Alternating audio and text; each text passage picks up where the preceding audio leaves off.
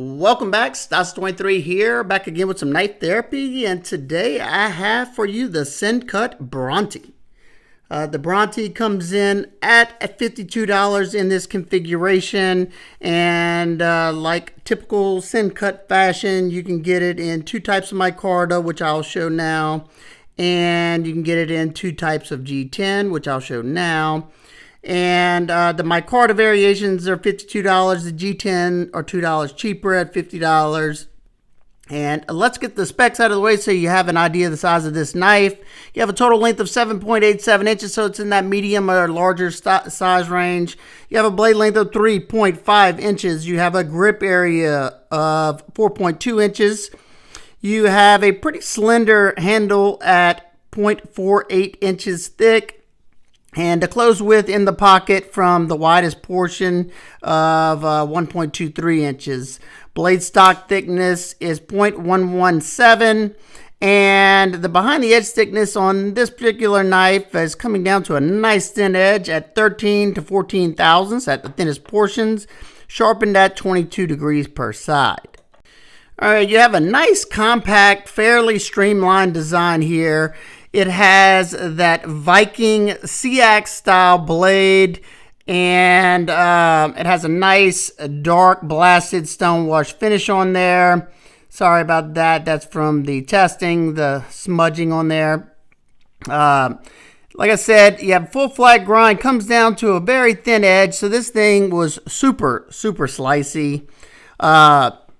You have dual fullers on the blade, or blood grooves, whatever you want to call them. No jimping up top, but I didn't find it necessary with a nice flat spot to put your finger. And you have a needle-like point. I mean, very dainty point there, which would be excellent for penetrating into like a potato chip bag, sandbag, whatever, box. Excellent for detail work, especially choking up like this. You can get some nice detail work with that tip. And one thing with a thin tip like that, you're definitely not going to want to have it in something and have any side-to-side force, because you'd probably snap that tip off fairly easily because there's not a lot of meat behind it. You do have a very well executed sharpening tool right there that clears the plunge line. You have quite a bit of room to sharpen before it starts to widen up into the plunge grind. Very nicely done. I like seeing that. This knife performed outstanding. You know, it's in 9CR18 MOV blade steel, which is a stainless steel. It's kind of a variation, or it's just like 440C. And they do a good job with the heat treat on it. One thing that I'll tell you is that you'll get pretty good performance out of it from out the box. But after sharpening it, you'll get much better performance out of it. So if you know how to sharpen, it's in your best interest just to give it a nice, good, fresh sharpening on there. And you will notice that the edge retention will boost up a lot more than what you get out of the box. It's definitely serviceable out of the box. You could definitely use it. It came sharp, and it did a fairly good job on pretty much everything. The cardboard, it was slicing so well through the cardboard. It felt like it wasn't even there, and it was a joy to do it. I was kind of worried that I would get caught up in that, and I did a few times, but it's because I was, trying to quickly go through the cardboard for the testing to get it done. But being that it goes up rather than out, it wasn't such a issue. If you want, you can almost choke up right to that heel of the blade, but you just have to be careful there. Moved on to, the other portions of the testing, and I found just the same thing. It was slicing very well. The 22 degrees edge bevel is a little steeper than I like. My favorite edge bevel on, probably majority of my knives, if I'm going to reprofile it, is around 17 to 18 degrees per side. I find that's a very good edge. You still have some strength to the edge, and it's still very slicey. But you know, the 22 degrees, it's going to be a stronger edge, and with 9CR, that may be a better thing because it's not, you know, super steel or anything like that. Whenever I did the rest of the cutting, and the only thing that I really noticed any struggle with, and it wasn't that bad at all, is when I did the tubing, the thicker tubing. These blasted blades, it starts to bind up on them and create a little bit of drag, but not enough noticeable drag, especially on the thinner blade stock, thinner full flat grind blade on this. It powered through it pretty easily. And then let's close this up. You have a really nice action. It's riding on ceramic bearings and a ceramic detent ball. You have a very smooth, snappy action. This is a top flipper that has fine jimping on there that does a good job of catching the finger. So basically, you just pull back on it, and the detent's dialed nicely. You have a very snappy, smooth action on the deployment, and just a few shakes on the closure to get it to go back to its home. You do have a second means of deployment. Besides the top flipper, you can use those fullers to thumb flick it, to slow roll it, and probably my favorite is putting your fingernail in that blood groove or fuller and spidey flicking it. Very, very nice, and like I said, snappy. They usually do a really good job on the action. All right, let's close it up and take a look at the handle scale area. You have Torx T8 for the pivot and a Torx T8 for the single body screw right here that you can actually see. There is another body screw, but it's underneath the scales.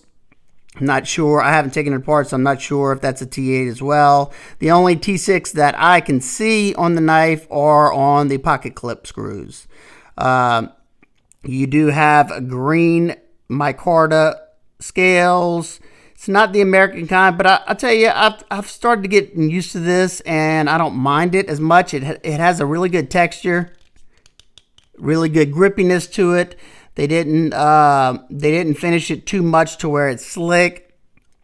They are contoured, as you can see. Basically, they just put a bevel on both sides to give it the contoured effect.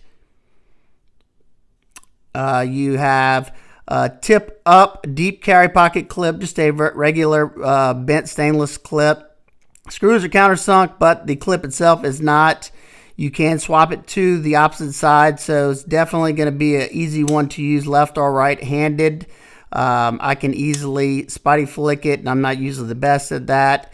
You can also top flip it left-handed as well, so you should be able to swap this over easily.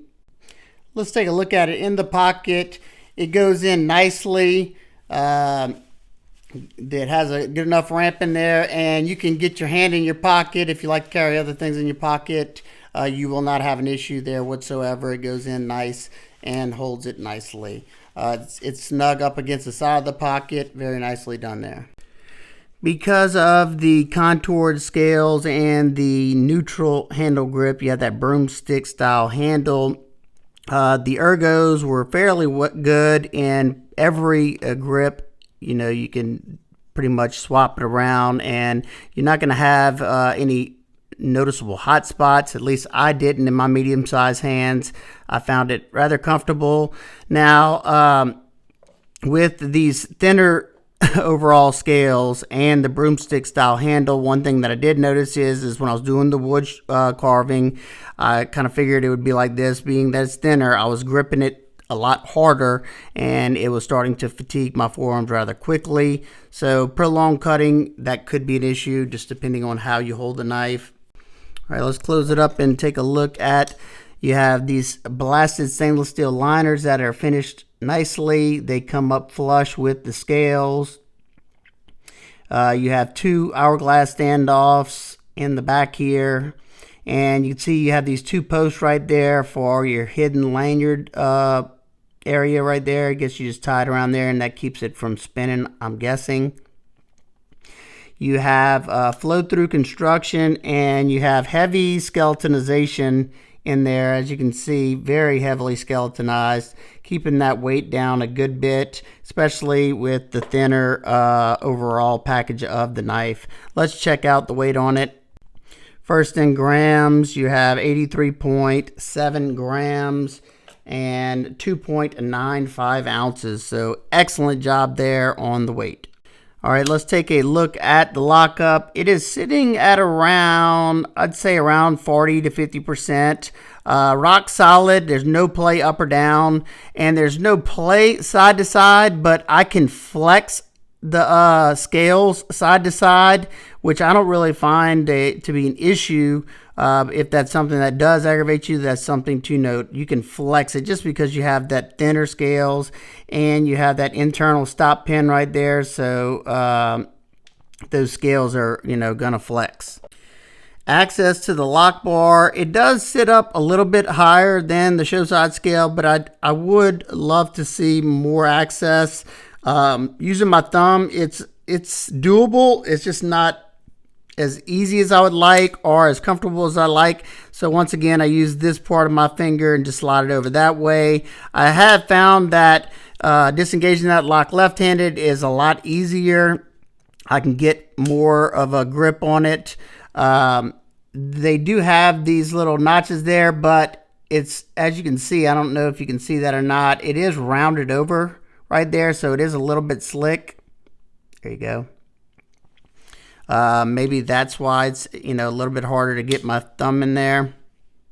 Quick size comparisons: Ontario Rat Model 1, Ontario Rat Model 2, the Artisan Cyrus, and the Civivi Cogent.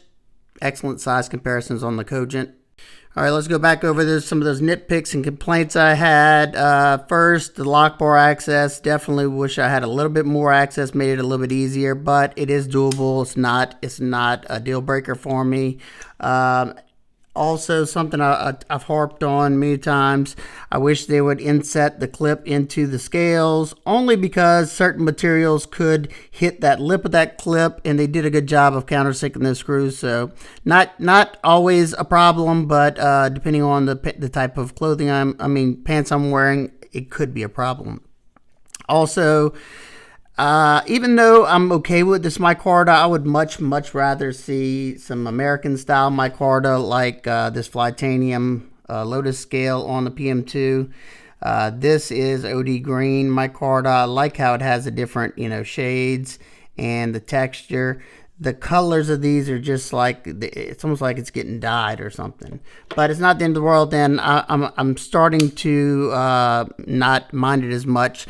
So it's really not that big of a deal. So overall value on the knife. Personally, I think it'd be much better suited at around $40, $45. That said, if you like the overall aesthetics of the knife and you're looking for a super slicey, fidget friendly, lightweight, smooth, compact, sleek knife, then I'd say go for it. Are there better knives at the $52 price point? Sure, there's some better knives, but if you like this one, I will say I absolutely love the blade shape. I have a nice detailed point, and comes down to a very thin edge, super slicey. I think it looks fairly nice, and overall I like it. I just don't love the price. But we're seeing that all across the board with Civivi, Sencut, all their knives. They're slowly starting to hike it up on us. So you either stop buying them or decide what you want and, narrow it down some. So there you go. If you have any questions, comments, concerns, please leave them down below. I hope everybody's having an absolute wonderful day, and I will see y'all on the next one.